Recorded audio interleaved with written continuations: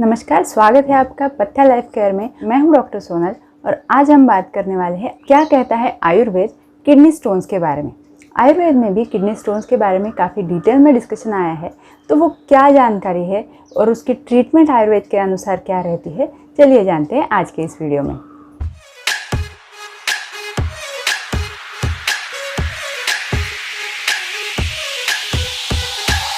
आयुर्वेद में स्टोन्स का जो डिस्क्रिप्शन है वो काफ़ी डिटेल में आया हुआ है।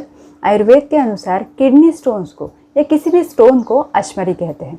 अब अगर किडनी में स्टोन हुआ तो उसे मूत्राश्मरी कहते हैं और अगर गॉल ब्लैडर में स्टोन हुआ तो उसे पित्ताश्मरी कहते हैं। तो अश्मरी का मतलब होता है स्टोन। अगर रीजंस की बात करें तो आयुर्वेद के अनुसार स्टोन्स का मेन रीज़न जो है तत्र असंशोधनशीलस्य अपथ्यशालिनः। इसका मतलब आप आपकी बॉडी का अगर डिटॉक्सिफिकेशन नहीं करते हैं और उसके ऊपर आप अनहेल्दी लाइफस्टाइल फॉलो करते हैं तो उसकी वजह से आपके शरीर में टॉक्सिन्स जमा होते रहते हैं और उसकी वजह से स्टोन बन जाता है। ऐसा कॉन्सेप्ट आयुर्वेद में बताया गया है। इसे थोड़ा डिटेल में जानते हैं कि आखिर ऐसा क्यों होता है। आयुर्वेद में स्टोन में कफ का कॉन्ट्रीब्यूशन बहुत महत्वपूर्ण माना गया है। तो कफ दोष शरीर में कैसे बढ़ता है, चलिए जानते हैं। दिवास्वाप यानी दिन में सोना, समशन यानी आपके लिए पथ्यकर और अपथ्यकर जो चीज़ें हैं वो दोनों साथ में खाना, अध्यशन पहला खाना पचने से पहले ही ऊपर से और खाना खाना, शीत यानी ठंडा, स्निग्ध यानी फैट जिसमें ज़्यादा है ऐसा खाना, गुरु यानी पचने को जो भारी है ऐसा खाना, मधुर यानी कि स्वीट्स, ये सब करने से आपके शरीर में कफ दोष जो है वो बढ़ जाता है और वो आपके शरीर में जमा हुआ रहता है। स्टोन की सिचुएशन में ये कफ जो है वो हमारे किडनीज में या यूरिनरी ब्लैडर में आके जमा हो जाता है और जब भी आपके शरीर में ड्राइनेस बढ़ जाती है यानी वात जो बढ़ जाता है वो इस कफ को जो थोड़ा सा पतला रहता है उसको घना यानी कि सॉलिड बना देता है और उससे स्टोन बनना शुरू हो जाता है। और वो ड्राइनेस हमारे शरीर में कब आती है, खास करके अक्टूबर हीट या धूप के सीज़न में शरीर में वात जो है वो धीरे धीरे करके बढ़ना शुरू हो जाता है और शरीर में ड्राइनेस आने की वजह से इसी सीज़न में स्टोन्स का प्रमाण जो है वो हमेशा ज़्यादा देखा जाता है। सिम्टम्स की अगर बात करें तो आयुर्वेद के अनुसार पेट के निचले हिस्से में दर्द होना, यूरिन में बदबू आना, रुक रुक के यूरिन पास होना, बुखार, भूख ना लगना, ओवरऑली बॉडी के निचले हिस्से में दर्द होना और यूरिन और मोशन इन दोनों के ऊपर भी प्रॉपर कंट्रोल ना रहते हुए अपने आप यूरिन या स्टूल पास होना, ये सारी चीज़ें जो हैं वो स्टोन्स के लक्षणों में बताई गई है।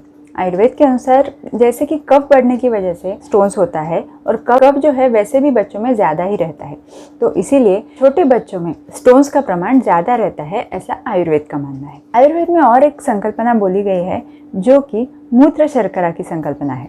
इसका मतलब ये होता है कि आपके किडनी में एक बड़ा सा स्टोन रहता है और उसके किसी भी रीजन से टुकड़ों से भी छोटा महीन पाउडर बन जाता है और ये पाउडर जब आपको यूरिन के थ्रू निकलना शुरू हो जाता है तो आपको यूरिन में बहुत ज़्यादा तकलीफ होती है, यहाँ तक कि हल्का आपको ब्लड भी पास हो सकता है, यूरिन में दर्द, जलन, ये सारी तकलीफें हो सकती है। क्योंकि ये क्रिस्टल जो है वो चक्कर के जैसे महीन रहते हैं, कभी कभी सोनोग्राफी में डिटेक्ट भी नहीं हो पाते हैं, इतने वो छोटे रहते हैं।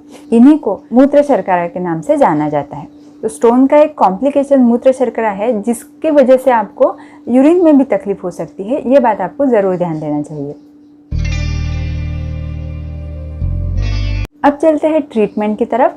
ट्रीटमेंट में अक्यूट जब कंडीशन होती है यानी कि स्टोन का दर्द आपको जब बहुत ज़्यादा रहता है तो आपको ऐसे स्टेज में कभी कभी पेन किलर इंजेक्शंस का भी इस्तेमाल करना पड़ता है। किडनी स्टोन के एक्यूट कंडीशन में क्या तकलीफ होती है और आपको इलाज उसका कैसे करना चाहिए, इसके लिए हमने ऑलरेडी एक वीडियो बनाई हुई है।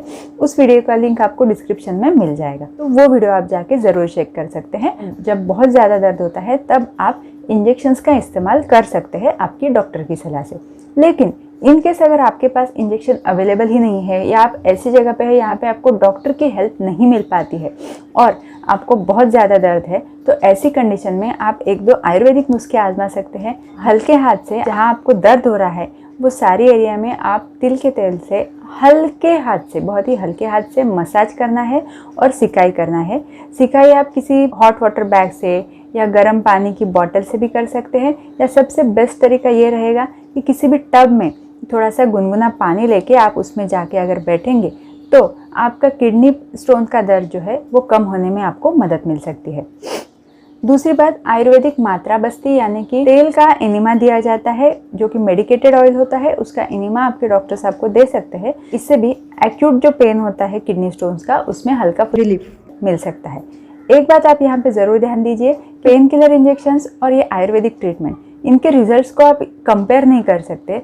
ऑब्वियस सी बात है कि पेन किलर इंजेक्शन के जितना रिलीफ आपको सिर्फ मालिश और गर्म पानी में बैठने से नहीं मिलने वाला है। लेकिन जैसा मैंने बोला, जब आपके पास कोई ऑप्शन नहीं होता है या कोई डॉक्टर्स आपको अवेलेबल नहीं होते हैं, तब आप ये ट्रीटमेंट एटलीस्ट शुरू कर सकते हैं। और जैसे ही आपको कोई डॉक्टर्स अवेलेबल हो जाते हैं, आप पेन किलर इंजेक्शन ज़रूर ले सकते हैं। जब आपका एक्यूट फेज ओवर हो जाता है, तो उसके बाद आयुर्वेदिक दवाइयाँ और आयुर्वेदिक पथ्य आपके स्टोन के ऊपर बहुत ही अच्छे से काम करेगा। लेकिन उसके लिए कुछ चीज़ें आपको ध्यान में रखना बहुत ज़्यादा ज़रूरी है। आयुर्वेदिक दवाई शुरू करने से पहले आपको एक बार आपका सोनोग्राफी करना बहुत ज़्यादा ज़रूरी है, जिससे कि आपको स्टोन का साइज़ पता चल जाएगा। आयुर्वेदिक ट्रीटमेंट आपको तभी लेना है जब आपका स्टोन 10 mm से कम साइज़ का हो। आयुर्वेदिक ट्रीटमेंट आपको कभी भी आपके मन से नहीं लेना है, क्योंकि उसमें आपके प्रकृति का विचार करके ही दवाई देना ज़रूरी रहता है। आपके बाकी के सिम्टम्स के ऊपर ध्यान देना भी ज़रूरी रहता है। तो दवाई तो इफ़ेक्टिव रहेगी, लेकिन आप आपके डॉक्टर की सलाह से उसे लेंगे तो ज़्यादा बेहतर है। अगर आपको यूरिन बिल्कुल भी पास नहीं हो रहा है, दर्द बहुत ज़्यादा हो रहा है जो कि किसी भी दवाई से, इंजेक्शन से कम नहीं हो रहा है, आपको दर्द के अलावा भी दूसरे कुछ सिम्टम्स हो रहे हैं, तो आपके डॉक्टर की सलाह लेके उसके बाद ही ट्रीटमेंट कीजिए। क्योंकि कभी कभी ऐसी कंडीशन में इमरजेंसी सर्जरी करा के आपका स्टोन निकालना ज़्यादा ज़रूरी हो जाता है। तो ये सारी बातें आप हमेशा ध्यान रखिएगा। किडनी स्टोन के ट्रीटमेंट के लिए 2 सबसे इम्पॉर्टेंट मेडिसिन आयुर्वेद ने बोले हैं। उसमें सबसे पहला आता है गोक्षुर और दूसरा आता है पाषाण भेद। गोक्षुर जो है वो आपको डायूरेसिस यानी यूरिन ज़्यादा बनाने का काम करता है, और पाषाण भेद इसके नाम में ही है, पाषाण यानी कि स्टोन और भेद यानी कि ब्रेक करना। तो पाषाण भेद जो मेडिसिन है वो आपके स्टोन को ब्रेक करने का काम करता है। तो ये दोनों दवाइयाँ अगर आपने कॉम्बिनेशन में यूज़ किया तो आपको स्टोन्स में बहुत अच्छा रिजल्ट मिल सकता है। वात को कम करना किडनी स्टोन में बहुत ज़्यादा ज़रूरी है, और इसीलिए 2 चीज़ें यहाँ पे करना है। सबसे पहला चीज़ है डाइट में थोड़ा सा घी लेना। तो ये घी आपको खाना खाने से पहले लेना है, और उसके एक आधे घंटे के बाद आपको खाना खाना है। तो उससे किडनी स्टोन का दर्द जो है वो कम होने में मदद हो सकती है। ये घी जो है इसमें भी आप गोक्षुर या पाषाण भेद इनका पाउडर मिला के ले सकते हैं। शिग्रू मूल, इसके मूल का काढ़ा बना के आप पी सकते हैं। इसका किडनी स्टोन के ऊपर काफ़ी अच्छा असर रहता है। पंचकर्म में अगर देखा जाए तो मैंने बोला था बस्ती और अवगाहस वेद, यानी कि टब बाथ, टब में बैठना और बस्ती लेना, खास करके मेडिकेटेड ऑयल और काढ़ा, इनका अल्टरनेट डे 8 दिनों तक योग बस्ती अगर आप लेते हैं तो उससे आपका दर्द कम होने में और स्टोन को भी बाहर निकलने में मदद मिल सकती है। कोई भी आयुर्वेदिक दवाई जब आप लेते हैं तो वो किस चीज़ के साथ लेना है, इसका बहुत ज़्यादा इंपॉर्टेंस रहता है। तो यही बात किडनी स्टोन में भी अप्लाई होती है। अगर आप किडनी स्टोन के लिए कोई भी दवाई ले रहे हैं, खास करके आयुर्वेदिक दवाई ले रहे हैं, तो उसके लिए 2 बहुत ही महत्वपूर्ण अनुपान बताए गए हैं। तो वो अनुपान जो है उसमें पहला आता है तंडुलोदक और दूसरा आता है धनिया और जीरे का पानी। ये कैसे बनाना है इसके लिए हमने पहले भी एक वीडियो बनाई हुई है, फिर भी एक शॉर्ट में आपको बता देती हूँ कि तंडुलोदक जो है, चावल जो है उसको अच्छे से एक बार धो लेना है, और फिर कम से कम 2 से 3 घंटे के लिए चावल को भिगो के रखना है, और ऊपर का जो पानी है उसे तंडुलोदक बोला जाता है। यूरिनरी ट्रैक्ट से रिलेटेड कोई भी अगर आपको तकलीफ है तो दवाइयाँ आपको इस तंडुलोदक के साथ लेना है। दूसरा, धनिया और जीरे का पानी। तो ये धनिया या जीरा आपको रात भर भिगो के रखना है, और सुबह में उस पानी को छान के उसमें थोड़ा सा खंड शर्करा मिला के आप वो पानी पी सकते हैं। अगर ये पानी आप खाली पेट पीते हैं तो भी अच्छा है, और दिन भर में जब भी आप दवाई लेते हैं तभी इस पानी के साथ अगर लेंगे तो भी बेहतर रहेगा। जो मीठा दही या ताक होता है उसका इस्तेमाल भी आप कर सकते हैं। अब इसमें सोचने वाली बात यह भी है कि कोई भी अगर आपको किडनी स्टोन है तो ऑब्वियस सी बात है कि आपको लिक्विड का इंटेक ज़्यादा रखना है। अगर आप तंडुलोदक या धनिया जीरे का पानी, मीठा दही, इसमें से कोई भी चीज़ अगर आप लेते हैं तो ऑब्वियसली आपका वाटर इंटेक भी उसके साथ बढ़ने ही वाला है, और आपको किडनी स्टोन के ऊपर भी अच्छा ही असर मिलेगा।